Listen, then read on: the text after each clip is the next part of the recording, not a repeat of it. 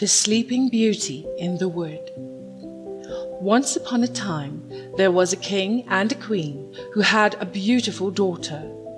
They were so overjoyed that they gave a great christening feast, one that had never been seen before. The king asked all 7 fairies in the land to be godmothers to the little princess, hoping that each might give her a gift. After the christening, all the guests returned to the palace, where a great feast had been spread for the fairy godmothers. Just as they sat down, however, there entered an old fairy who had not been invited, because more than 50 years ago she had shut herself up in a tower, and everyone had presumed she was dead. The king ordered a place to be set for her immediately, but it was not as grand as the places already set for the fairy godmothers. The old fairy felt sad and ill-treated and muttered to herself. One of the younger fairies, overhearing her, and thinking she might lash out, hid herself behind the curtains in the hall to undo any harm the old fairy might wish to work. The fairies now began to bless the princess. The youngest fairy, for her gift, decreed that the princess would be the most beautiful person in the world. The next, that she would have the mind of an angel. The third, that she would be perfectly graceful. The fourth, that she would dance very well. The fifth, that she would sing like a nightingale. The sixth, that she would play charmingly upon every musical instrument. The turn of the old fairy had now come, and she declared, while her head shook with malice, that the princess would pierce her hand with a spindle and die. This dreadful fate threw all the guests into tears of dismay. When the young fairy who had hidden herself came forward and said, "Do not be worried, King and Queen. Your daughter shall not die. It is true, I cannot entirely undo the curse. The princess will pierce her hand with a spindle, but instead of dying, she will only fall into a deep sleep. This sleep will last 100 years, and at the end of that time, a king's son will come to wake her." The king, in hopes of preventing the curse of the old fairy, immediately ordered everyone in his kingdom to destroy all spindles.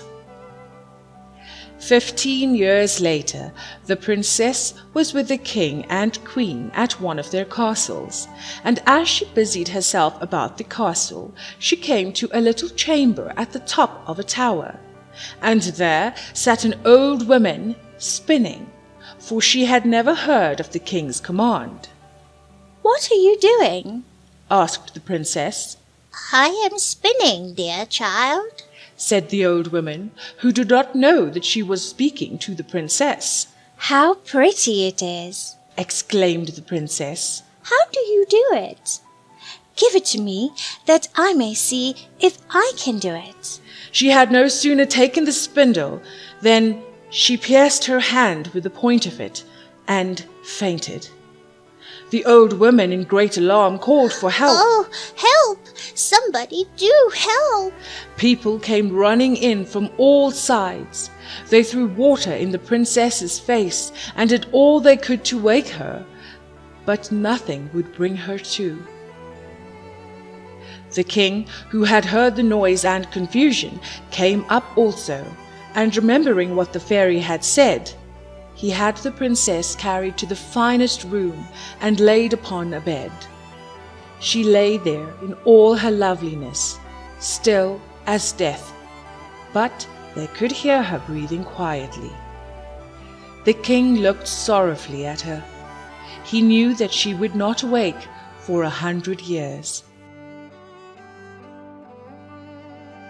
The good fairy, who had saved the princess's life, learned of the news and headed toward the castle.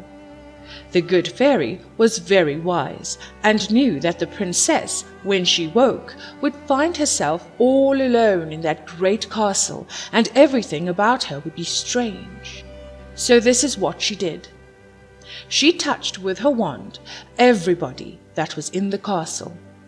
As soon as she had touched them, they all fell asleep, not to wake again until the time arrived for their mistress to wake, when they would be ready to wait upon her. The forest then grew wildly, until the entire castle was hidden so that nothing would disturb it until the 100 years had passed. The years went by, and the kingdom was in the hands of another royal family. The son of the king was hunting one day when he saw the towers of the hidden castle above the tops of the trees, and asked what castle it was. All manner of answers were given to him. One said it was an enchanted castle, another that witches lived there, but most believed that it was occupied by a great ogre. The prince did not know what to believe, when finally an old peasant said, Prince, it is more than 50 years since I heard my father say that there was in that castle the most beautiful princess that ever was seen. That she was to sleep for 100 years, and to be awakened at last by the king's son, who was to marry her. The young prince had not a moment's doubt that he was destined to this great adventure, and at once set out for the castle. Scarcely had he come to the wood, when all the trees and thorns, which had made such an impenetrable thicket, opened on one side and the other, to offer him a path. As he stepped onto the path, the trees closed behind him, leaving his retinue outside. He was entirely alone, and utter silence was about him. He entered a large forecourt and stood still with amazement and awe. His steps resounded as he passed over the marble pavement, up the marble staircase. He entered a chamber and saw on a bed, the curtains of which were drawn, the most lovely sight he had ever looked upon. A princess who appeared to be about 16, and so fair that she seemed to belong to another world. He drew near and knelt beside her, entirely perplexed by the sight. The prince could not bear to turn his eyes from the young woman. She appeared to be asleep, but not in distress. The prince glanced at her hand, that looked rosy and fresh despite her apparent sleep. He reached for it, and drawn to her in an unexplainable way, kissed her fingers lightly. At that moment, the enchantment being ended, the princess awoke and looked drowsily and tenderly at the young man and said, What has happened? Who are you? The prince sat beside the princess and gently explained all that he knew, and told her of how he had found her. The princess then told the prince what she remembered. The princess recalled something she had heard her parents talk about one night many years ago, when they had thought she had been asleep. What shall we do?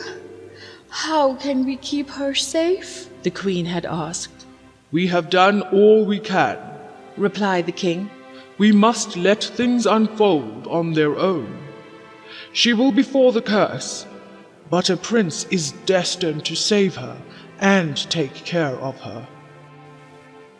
When the princess told the prince of her memory, they both were assured of the safety of their meeting and were filled with joy over the broken curse. The two continued to talk for hours, knowing they had been destined to be together. Meanwhile, all the rest of the people in the castle had been awakened at the same moment as the princess. Then the prince took the princess by the hand. She was dressed in great splendor. They dined together with the prince's parents, with whom they shared the story of their meeting. The princess grew to be a most gracious and loving woman who ruled her kingdom fairly and with strong character. her fairy godmothers returned to her and became her trusted advisors, and also cared for her, seeing as she had no longer a mother. When she came of age, she and the prince were married, and the two ruled beside the prince's kingdom, in the princess's kingdom, where they lived happily ever after.